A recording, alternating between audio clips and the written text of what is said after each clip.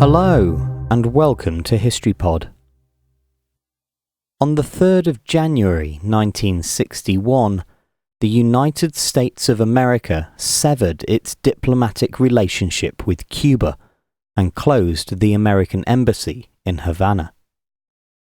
The move came in the wake of the nationalisation of industries in Cuba that were owned by US citizens, and which increased as the American government gradually introduced a trade embargo.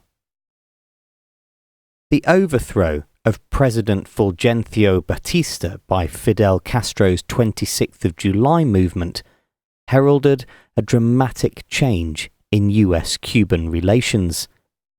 American President Dwight D. Eisenhower initially recognized the new socialist government, but the situation quickly deteriorated as Cuba introduced agrarian reforms and the nationalisation of US-owned interests. In response, the USA stopped buying Cuban sugar and banned the sale of oil, so Castro's government turned to the USSR for assistance. This led to a further deterioration of relations with America.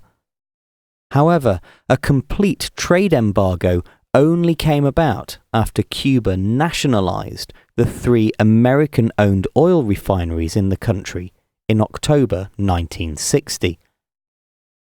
Further nationalisations over the next 3 months, including that of private property owned by Americans, led the Eisenhower administration to cut all diplomatic ties with Cuba on the 3rd of January.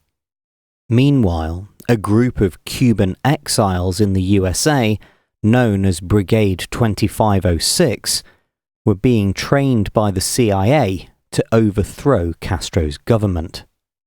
This plan, which resulted in the failed Bay of Pigs invasion, was followed through by John F. Kennedy after he became the 35th President of the USA, less than 3 weeks after the closure of the embassy.